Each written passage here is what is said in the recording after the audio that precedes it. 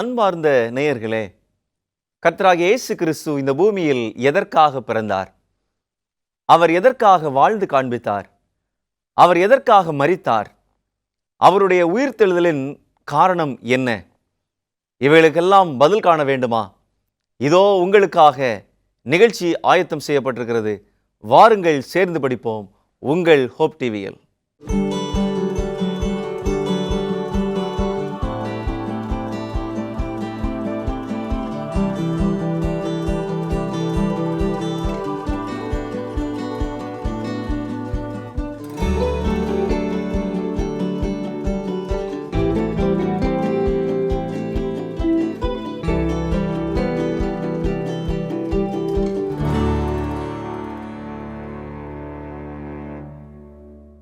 கிறிஸ்துவுக்குள் பிரியமான hope TV நேயர்களுக்கு இனிய வாழ்த்துக்களை தெரிவித்துக் கொள்கிறேன்.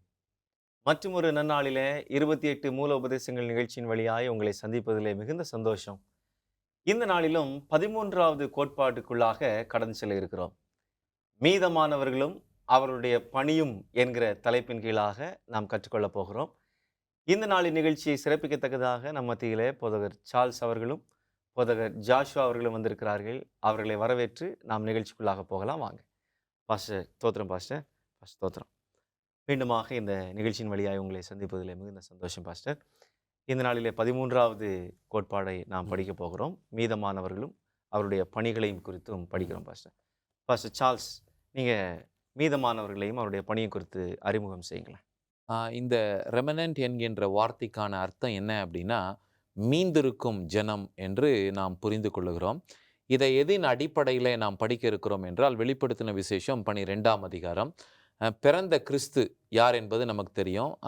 அவர் ஸ்திரீயின் மூலமாகத்தான் வெளிப்படுவார் என்பதை ஆண்டவர் நமக்கு முன்பு காண்பித்திருந்தார். அதனால தான் இந்த 12ஆம் அதிகாரத்தை காண்பிக்கும் பொழுது, ஆண் பிள்ளையை பெறத்தக்கதாக இருந்த அந்த ஸ்திரீயை எப்படியாகிலும் விழுங்க வேண்டும் அல்லது அதை அழிக்க வேண்டும் என்கின்ற கண்ணோட்டத்தில் பிசாசு இருக்கிறான் என்று நாம் பார்க்கிறோம். ஆனாலும் குறித்த காலத்தில் அந்த ஆண் பிள்ளை பிறக்கிறது. அவர் ஜெயிக்கிறாரு. இருப்பு கோளால் ஆளுகை செய்கிறவர் அவருடைய சிங்காசனத்திற்கு எடுத்துக்கொள்ளப்பட்டார் என்று நாம் பார்க்கிறோம். அவர் உயிர்த்தெழுந்த பிறகு அவருடைய ஊழியத்தை தொடர்ந்து அவருடைய திருச்சபையானது இந்த பூமியிலே தொடர்ந்து செய்யும் என்பதை காண்பிக்கிறது தான் இது. அதை மீதமான கூட்டம் செய்வார்கள். எதின் அடிப்படையில் அப்படின்னா, ஸ்திரீ என்றாலே சபை என்று நம்ம எல்லாருக்கும் தெரியும். இது மற்ற எல்லா சபையாரை போல இல்லை. இந்த சபை தனித்துவம் உள்ளது. எப்படி அப்படின்னா, இந்த ஸ்திரீ சூரியனை அணிந்திருந்தால், அதாவது முற்றிலுமாக கிறிஸ்துவை மையமாக வைத்து கிறிஸ்துவனுடைய உபதேசத்திலே நிலைத்திருக்கிறது. இந்த பாதத்தின் கீழே இருந்த அந்த மூன், அதாவது நம்ம சொல்கிறோம் இல்லையா, சந்திரன், அது எதை வெளிப்படுத்துகிறது என்றால், கிறிஸ்துவனுடைய நீதியின் அடிப்படையில் எழுதி கொடுக்கப்பட்ட முழு வேதாகமத்தை அடையாளப்படுத்துகிறது. இந்த 12 நட்சத்திரங்களும் எதை அடையாளப்படுத்துகிறது என்றால், அப்போஸ்தலர்களுடைய உபதேசங்கள் என்று நாம் பார்க்கிறோம். இப்போ இந்த அனுபவத்திற்குள்ளாக ஆண்டவர் ஏன் நம்மளை கொண்டு போய் காண்பிக்கிறார் அப்படின்னா, இந்த மாபெரும் போராட்டம் இன்னும் தொடர்ந்து நடந்து கொண்டு தான் இருக்கிறது. சாத்தான் எப்படியாகிலும் கிறிஸ்துவையும் அவருடைய ஊழியத்தையும் அழிக்க முற்பட்டான். அவனால் முடியவில்லை. ஆனால் அவர் விட்டு சென்ற பாதையை யார் உண்மையாய் தொடர்கிறார்களோ அவர்களை அழிக்க வேண்டும் என்பதில் அவன் எப்படி இருக்கிறான்? ரொம்ப குறியாக இருக்கிறான். ஆனாலும் தேவனுடைய மீதமான ஜனக்கூட்டம் அவருடைய கற்பனையை காத்து நடந்து இயேசுவின் மேல் உள்ள விசுவாசத்தை அவங்க என்ன பண்ணுறாங்க? காத்து கொள்ளுகிறார்கள் என்பதை நாம் பார்க்கிறோம். அந்த அடிப்படையில் தான் த ரெமனன்ட் அண்ட் இட்ஸ் மிஷன் என்று நாம் படிக்க இருக்கிறோம். நிச்சயமாக. அதாவது எந்த நிலையிலையும் இந்த மீதமானவர்கள் தேவனுடைய கொள்கையில் சமரசம் செய்யாமல் ஆண்டவருடைய கொள்கையில் உண்மையாக இருக்கிற கூட்டம் என்பதை பதிவு செஞ்சீங்க. மிக்க நன்றி பாஸ்டர். பாஸ்டர் ஜாஷுவா, எப்படி ஆதி காலத்தில் இந்த மீதமானவர்கள், இந்த ரெமனன்ட் இயங்கியது? போதகர் அவர்கள் சொன்ன அந்த தொடர்ச்சியான அந்த கருத்திலிருந்தே நான் பேச ஆசைப்படுறேன். இந்த வெளிப்படுத்தல் 12ஆம் அதிகாரத்தில் வாசிக்கும் பொழுது, அந்த பிறந்த ஆண் பிள்ளையை சர்ப்பத்தினால் ஒன்று செய்ய முடியல. 13வது வசனம் சொல்கிறது, வலு சர்ப்பமானது தான் பூமியிலே தள்ளப்பட்டதை அறிந்து அந்த ஆண் பிள்ளையை பெற்ற ஸ்திரீயை துன்பப்படுத்தினது. ஆரம்ப காலகட்டத்திலிருந்தே இந்த சபை உபத்திரவத்தில் இருந்த சபை தான். நீங்கள் சொன்னது போல கிறிஸ்துவினுடைய சத்தியத்திற்கு எந்த விதமான சமரசமும் செய்யக்கூடாதுன்னு நினச்சதுனாலேயே வலுசர்ப்பமானது இந்த ஸ்திரீயின் மீது அதிகப்படியான உபத்திரவத்தை கொடுக்கிறத நம்ம பார்க்கிறோம். இயேசு கிறிஸ்துவினுடைய பரமேறுதலுக்கு பிறகு சபை முதல் சில ஆண்டுகள் பியூரிஃபைடு, பரிசுத்தமாக இருந்த அந்த நிலையை நம்மால் பார்க்க முடியும். அதன் பிறகு அநேக மார்க்க பேதங்கள், உங்களுக்குள்ளாக எவன் உண்மையுள்ளவன் என்பதை அறியும்படிக்கு உங்களுக்குள்ளாக மார்க்க பேதங்கள் உண்டு என்பதை நம்ம பார்க்கணும்னு சொல்லி பவுலார் எழுதுகிறாரு. அதை தான் நம்ம இங்கே படிக்கிறோம். மீதமானவர்கள் என்று வரக்கூடியது யாரை குறிக்குதுன்னு சொன்னால், எத்தனையோ விசுவாசிகள் தேவனுக்குரியவர்கள் என்று சொன்னாலும் இந்த கொள்கையிலே சமரசம் உடையவர்களாக இல்லாதபடிக்கு சத்தியத்திற்கு உண்மையாக இருக்கிறவங்க ஆதி காலம் துவங்கி சாத்தானால் துன்பப்படுத்தப்படுகிறார்கள்.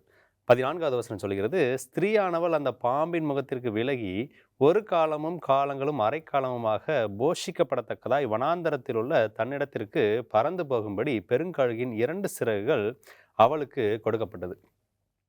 உண்மையுள்ளவர்களாக இருக்கும் பொழுது சாத்தானால் ஆரம்ப காலகட்டத்திலிருந்தே இந்த சபைக்கு உபத்திரவம் வந்தது. அந்த உபத்திரவங்கள் மத்தியிலும் இந்த சபைக்கு என்று தேவன் நியமித்திருந்த அந்த ஓட்டத்திலே அவங்க உண்மையுள்ளவர்களாக பரிசுத்தமுள்ளவர்களாக இருந்தாங்க. இந்த சபை எப்படி இயங்கினதுன்னு சொன்னால், ஆரம்பத்திலிருந்தே இந்த மீதமானவர்கள் எப்பொழுதுமே தேவனுக்கென்று அந்த பரிசுத்தமானவர்களாகவே தங்களுடைய வேலைகளை செய்து வந்தார்கள். அப்படின்னா தேவனுக்காக ஒரு கூட்டம் மீதமானவர்களாய் எப்பொழுதும் எல்லா காலத்திலும் இருந்திருக்கிறார்கள் என்பது உண்மையாக வெளிப்படுகிறது. பாஸ்டர் சார்ல்ஸ், இந்த சரித்திரத்தில் மீதமானவர்கள் எதிர்கொண்ட சவால்கள் என்னென்ன? மீதமானவர்கள் சந்தித்த சவால்கள் என்று சொல்லும் பொழுது, ஆண்டவர் அவர்களை மீட்டு கொண்டு பரிசுத்தத்தில் நிலைப்படுத்த அவர் பிரயாசப்படுகிறார்.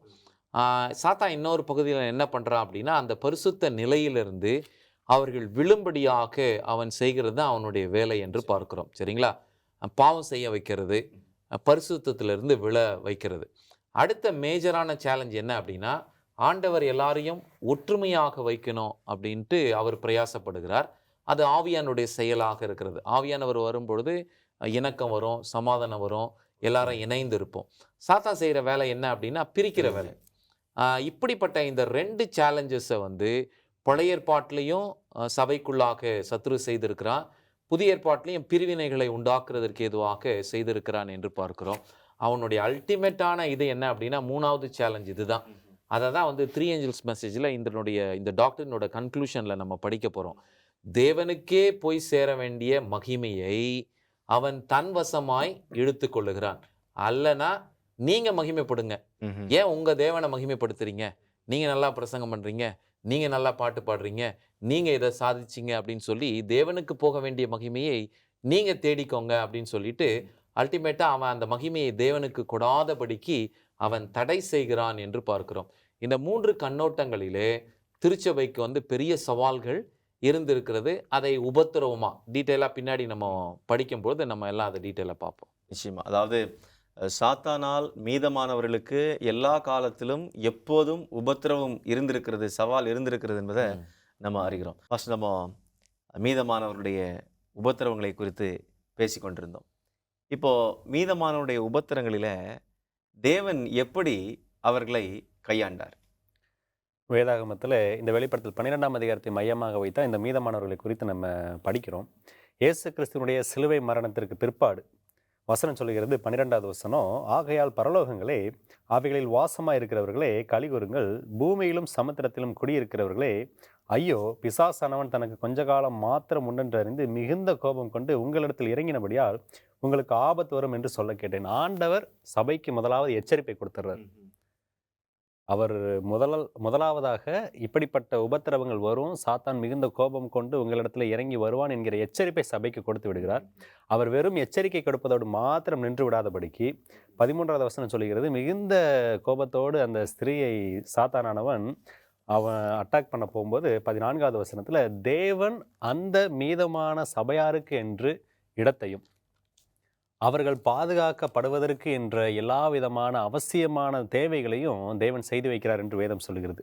அதை நம்ம எப்படி வாசிக்கிறோம்னு சொன்னால், வனாந்தரத்தில் உள்ள இந்த காலமும் காலங்களும் அரைக்காலமும் என்ற இந்த வேதாகமத்து இந்த தீர்க்க தரிசன பகுதிக்கு விளக்கத்தை நம்ம எப்படி பார்க்கலாம்னு சொன்னால், 3½ வருடம். காலம் என்றால் 1 வருடம், காலங்கள் என்றால் 2 வருடங்கள், அரைக்காலம் என்றால் அரை வருடம், 3½ வருடங்கள், ஒரு நாள் ஒரு வருடம் என்கிற அந்த வேதாகம தீர்க்க தரிசன நியமத்தின்படி 1260 ஆண்டுகள் ஸ்திரீக்கு, அதாவது மீதமான சபைக்கு தேவன் இடத்தை ஆயத்தம் செய்து வைத்திருந்தார்.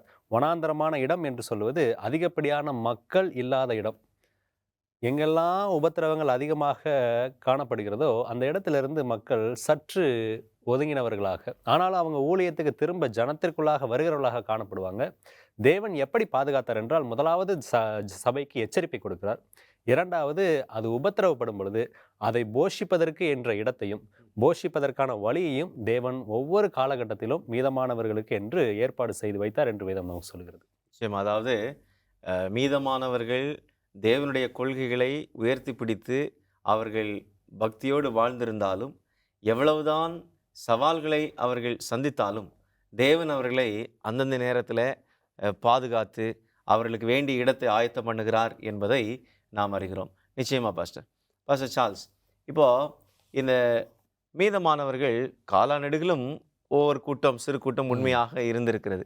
ஆனால் நாட்கள் கடக்க கடக்க மருளவிழிகை என்பது ஒன்று வந்துவிட்டது. சத்தியத்தை அறிந்தவர்கள் கூட அப்படியே அசத்தியத்திற்குள்ளாக பிரவேசித்தது. இந்த மருள விழுகையை குறித்து கர்த்தராகிய கிறிஸ்து எச்சரித்திருக்கிறாரா? ஏன் அப்படின்னா, மத்தேயு 24ஆம் அதிகாரத்தை நாம் வாசிக்கும் பொழுது பிரதானமாய் சீஷர்களுக்கு சொன்ன ஒரு எச்சரிப்பில் இது ஒரு எச்சரிப்பு, டிசப்ஷன் என்று சொல்வோம். அது அவர்களுக்கு மாத்திரம் சொல்லப்படாமல் நம்முடைய காலத்தை குறித்து தான் ஆண்டவர் சொல்லியிருக்கிறார். அது ஃபர்ஸ்ட் செஞ்சுரியிலே துவங்கிருச்சு. நீங்கள் அந்த முதல் நூற்றாண்டிலேயே சபை கரைபட ஆரம்பித்தது என்று நாம் பார்க்கிறோம்.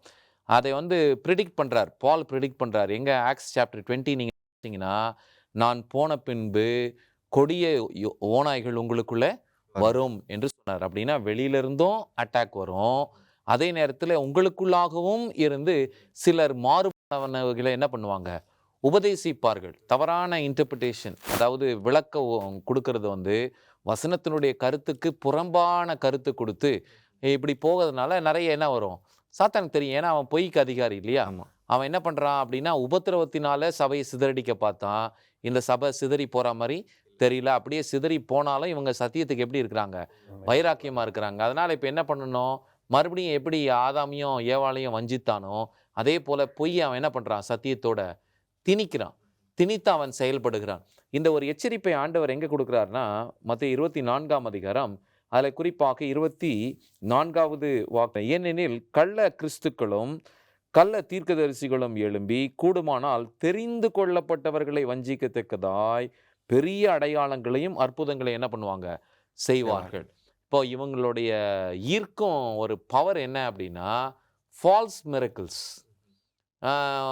குணமளிக்கும் கூட்டம், சுகமளிக்கும் கூட்டம், அற்புத கூட்டம். அப்படின்னா இன்னைக்கு மக்கள் எதை விரும்புகிறாங்க, சத்தியத்தை சொல்லிக் கொடுக்குற இடத்த நிறைய பேர் விரும்புறதில்ல. ஏன்னா சத்தியம் சொல்லிக் கொடுக்குற இடத்துல ரொம்ப கண்டிப்பாக சொல்லுவாங்க, நீங்கள் இப்படி தான் இருக்கணும், இப்படி இருக்கக்கூடாதுன்னு. அதை விரும்புறதில்ல. இவங்களுக்கு என்ன வேணும், எங்களுக்கு இப்போதைக்கு சுகம் கிடைச்சா போதும் அப்படின்னு அவங்க போகிறாங்க. சத்தியத்தின் மேல் உள்ள அன்பை அவங்க என்ன பண்ணல, அங்கீகரிக்கல. இதை பவுலும் சொல்கிறார் 2 தெசலோனிக்கர் 2ஆம் அதிகாரத்தில் சொல்லும்போது, அக்கிரம செய்கைக்காரன் எழும்பி என்ன பண்ணுவான், அநேகரை வஞ்சிப்பான் என்று சொல்லுகிறாரு. அந்த கீழே சாப்டரில் சொல்லிகிட்டே வரும்போது, சத்தியத்தின் மேல் உள்ள அன்பை அங்கீகரியாமல் போனபடியினால் இந்த கொடிய வஞ்சனைக்கு அவங்க என்ன பண்ணுவாங்க, ஆளாவார்கள் என்பதை அதே அதிகாரத்தில் கீழே சொல்கிறார். ஆனால் நம்ம அப்படி இராதபடிக்கு சத்தியத்தின்படியே நடக்க ஆண்டவர் நம்மளை அழைச்சிருக்கிறாரு. நாம் இதில் நிலைச்சிருப்போம் அப்படின்னு சொல்லி கிறிஸ்துவும் சொல்கிறாரு, யோவானும் சொல்கிறாரு, பவுலும் இதை குறித்து எச்சரிப்பு கொடுக்குறாரு. பாஸ்டர் சங்கர், பவுல் தன்னுடைய சபைக்கு அவர் ஊழியம் செய்த இடங்களுக்கு எவ்வாறாக இந்த எச்சரிப்புகளை வழங்கினார்? இயேசு கிறிஸ்து கொடுத்த எச்சரிப்பை குறித்து போதகர் அவர்கள் சொல்லும் பொழுது பவுல் சொன்ன வார்த்தைகளையும் மேற்கோள் காட்டினார். அந்த வேத பகுதிக்கு தான் நான் இப்போ உங்களுடைய கவனத்தை திருப்ப ஆசைப்படுகிறேன். அப்போஸ்தலர் 20ஆம் அதிகாரத்தில் 29, 30 ஆகிய 2 வசனங்களையும் நம்ம வாசிக்கும் பொழுது, நான் போன பின்பு மந்தையை தப்ப விடாத கொடிதான ஓநாய்கள் உங்களுக்குள்ளே வரும். இந்த சபையை விழுந்து போக செய்வது சாத்தானுக்கு மிக முக்கியமான ஒரு வேலையாக காணப்பட்டது. நம்ம பார்த்த மாதிரி உபத்திரவத்தின் வாயிலாக சபையை ஒடுக்க முடியவில்லை. அவர்கள் உபத்திரவத்தின் வாயிலாக வெவ்வேறு இடங்களுக்கு சிதறி போய் அங்கு இருக்கக்கூடிய மக்களுக்கு சத்தியத்தை பரப்பி மீதமானவர்களை தொடர்ச்சியாக மீதமானவர்களாகவே வைத்து கொள்வது நிமித்தமாக இவனுடைய திட்டம் தோல்வி அடைகிறது. அதனால் இவன் என்ன செய்யறான்னு சொன்னா, சபைக்குள்ள நம்மளுடைய ஆட்களை அனுப்புவோம் என்கிற அந்த விழுந்து போன சபையாக மாற்றுவதற்கென்று திட்டத்தோடு வருவான் என்பதை பவுலார் எச்சரிக்கையாக கொடுக்கிறாரு. இந்த எச்சரிக்கை இதோடு நின்று விடாதபடிக்கு பாஸ்டர் சொன்ன அதே வேத பகுதி தான் திரும்பவும் நான் சொல்ல ஆசைப்படுகிறேன். 2 தெசலோனிக்கர் புஸ்தகத்துல 2ஆம் அதிகாரத்துல நம்ம இந்த விசுவாச துரோகத்தை குறித்து வாசிப்போம். 3வது வசனம் சொல்லும், எவ்விதத்தினாலும் ஒருவனும் உங்களை மோசம் போக்காதபடிக்கு எச்சரிக்கையாயிருங்கள், ஏனெனில் விசுவாச துரோகம் முந்தி நேரிட்டு. சபையில் விசுவாச துரோகமானது நடைபெறும். இன்னைக்கு நிறைய நேரத்தில் வந்துட்டு நம்ம சர்ச்சில் அப்படி இருக்கிறாங்க இப்படி இருக்கிறாங்க அப்படின்னு சொன்னால் இதெல்லாம் நடக்கும், சபைக்குள்ள ஓநாய்கள் இருக்கும் என்பதை இயேசு கிறிஸ்துவும் எச்சரிக்கையாக கொடுத்திருக்கிறார், பவுலாரும் எச்சரிக்கையாக கொடுத்திருக்கிறார். இந்த எச்சரிப்புகளை இதோடு அவர் நிறுத்தி விடாதபடிக்கு 9வது வசனம் சொல்லுகிறது, அந்த அக்கிரமக்காரனுடைய வருகை சாத்தானுடைய செயலின்படி சகல வல்லமையோடும் அடையாளங்களோடும் பொய்யான அற்புதங்களோடும். நம்ம இந்த 3 தூதர்களின் செய்தியை படிக்கும் பொழுது இந்த மேன் ஆஃப் சின், இந்த அக்கிரமக்காரனை குறித்து நம்ம படிப்போம், பின்னாடி நம்ம படிக்கலாம். இந்த பகுதியில் சொல்ல விரும்புகிற முக்கியமான காரியம் என்னன்னு சொன்னால், பவுல் மூலமாகவும் தேவன் சபைகளுக்கு எச்சரிப்பை கொடுத்திருக்கிறார். இந்த விசுவாச துரோகம் என்பது சபையை மறுல விழுகைக்குள்ளாக வழிநடத்தும் என்பதை அவர் முன்பாகவே நமக்கு எச்சரிப்பாக எழுதி கொடுத்திருக்கிறார். கண்டிப்பாக பாஸ்டர். அதாவது மருள விழுகை குறித்து தேவன் கரிசனை உள்ளவராக இருக்கிறார். சபை விழுந்துடக்கூடாது, சபை சத்தியத்திலிருந்து அசத்தியத்திற்குள்ளாக போயிடக்கூடாது என்பதை தேவன் விரும்பி அந்தந்த காலகட்டத்திலே ஆண்டவர் துல்லியமாக தேவ பிள்ளைகளை கொண்டு எச்சரித்திருக்கிறார் என்பதை நான் வேதத்தின் வழியாக புரிகிறோம். பாஸ்டர், வஞ்சகத்தை குறித்து பேசிகிட்டு இருக்கிறோம். இப்போது எல்லா காலத்திலையும் வஞ்சகம் என்பது தோராயமாக இருந்து வந்த உண்மையாக இருக்கிறது. இந்த வஞ்சகம் இந்த காலத்தில் இருக்கிறதா, இல்லை கடைசி நாட்களில் தான் கொடிய வஞ்சகம் வருமா என்பதை ஜனங்கள் கேட்டால் நம்ம பதில் என்ன? நம்ம தீர்க்க தரிசன அடிப்படையில் தான் நம்ம சொல்லணும். ஏற்கனவே உங்களுக்கு ஏதோ ஒரு கொஷனுக்கு பதில் சொல்லும்பொழுது, அந்த ஃபர்ஸ்ட் செஞ்சுரியிலேயே இந்த மருள விழுகை என்பது துவங்கி விட்டது என்பதை நாம் மென்ஷன் பண்ணோம். அதை ஆண்டவர் காண்பிக்கிறார். வெளிப்படுத்தல் 2ஆம் அதிகாரம் அதில் 4வது வாக்கியத்தில் எபேசு சபைக்கு சொல்லும்பொழுது, ஏன் அப்படின்னா அன்னைக்கு எபேசு சபை தான் மெச்சூரிட்டியில் ரொம்ப ஒரு பர்ஃபெக்டாக இருந்த திருச்சபை. பவுல் அதை அந்த லெவலுக்கு வச்சுருந்தார். அன்பில் அவங்க அவ்வளோ பரிபூரணம் உள்ளவங்களாக இருந்தாங்க.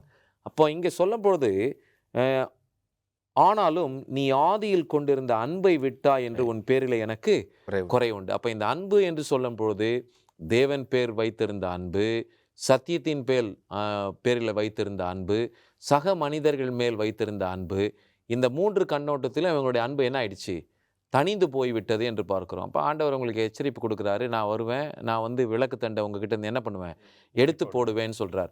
இப்போ இந்த அனுபவத்தை நாம் கவனிக்கணும் அப்படின்னா, சாத்தான் எப்பவுமே 3 வகையாக தான் டிசப்ஷனை கொடுப்பான், அதாவது வஞ்சனையை கொண்டு வருவான். முதல் டிசப்ஷன் என்ன அப்படின்னா, ஒரு மனிதன் அவன் ஒரு தவறான டாக்டரின், இப்போ ஆண்டவர் ஒன்று சொல்லியிருக்கிறாரு அப்படின்னா அதற்கு நேர் எதிர்மறையாக சொல்கிறது தான் யாருடைய வேலை, சாத்தானுடைய வேலை. ஏவாள்கிட்ட போய் பேசுனா ஆண்டவர் சொன்னாரா, சாப்பிடும் நாளிலே நீ சாகவே சாவாயின்னு, இல்லை நான் சொல்கிறேன் நீ சாப்பிடும் போது என்ன ஆக மாட்டேன், சாக மாட்டேன். இப்படி டாக்டரினை இம்பியூர் ஆக்கிறது தான் அவனுடைய வேலை, அதாவது அதை தீட்டுப்படுத்துகிறது. அடுத்து அதை செஞ்சிட்டா போதும், ஒரு தனி நபர் அவனுடைய வாழ்க்கையில் என்ன ஆயிடுவான், தீட்டுப்பட்டுருவான். ஏன்னா பொய்யான உபதேசத்தை அவன் அங்கீகரிக்கிறான் இல்லையா. அவனுடைய வாழ்க்கையின் தன்மை, அதாவது அவனுடைய பர்சனல் கான்டாக்ட் என்ன ஆகும், அந்த சின் என்கின்ற ஒரு டிசப்ஷனுக்குள்ளே, வஞ்சனைக்குள்ளே அவன் போய்விடுகிறான். 3வது பார்த்தீங்கன்னா, த கிரேட்டஸ்ட் பிளெஸ்ஸிங் திருச்சபைக்கு ஆண்டவர் கொடுத்திருக்கிறது, the invisible bond made by the holy spirit. ஆவியானவர் யாரும் பார்க்க முடியாது, ஆனால் அவர் கிரியேட் செய்கிறார், வல்லமையாக நம்ம எல்லாரும் என்ன பண்ணுறாரு, இணைக்கிறார். அப்போ ஒரு மாறுபாடான ஒரு உபதேசம் அல்லது அன்பு தனிந்து போகும் அனுபவம் சபைக்குள்ளே வந்தால் என்ன ஆகும், சண்டை வரும், பிரிவினை வரும்.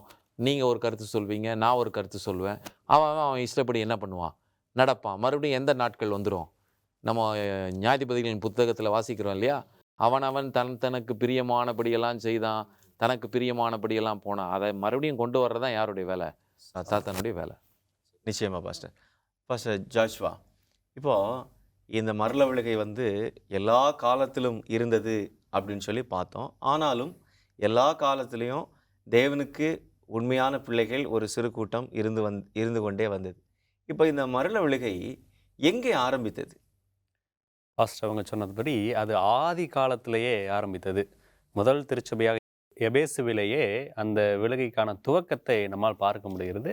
ஆனாலும் தொடர்ச்சியாக வரும்பொழுது அங்கும் இங்குமாக பெரிய ஒரு விழுகை என்ற காரியத்தை நம்மால் பார்க்க முடியாவிட்டாலும் 7 சபைகளுக்குரிய காலகட்டத்தில் 3வது திருச்சபையினுடைய காலகட்டம், பெர்கமு சபையினுடைய காலகட்டத்தை பார்க்கும் பொழுது அது காம்ப்ரமைசிங் சர்ச் என்று நம்ம அந்த சர்ச்சை சொல்லுவோம்.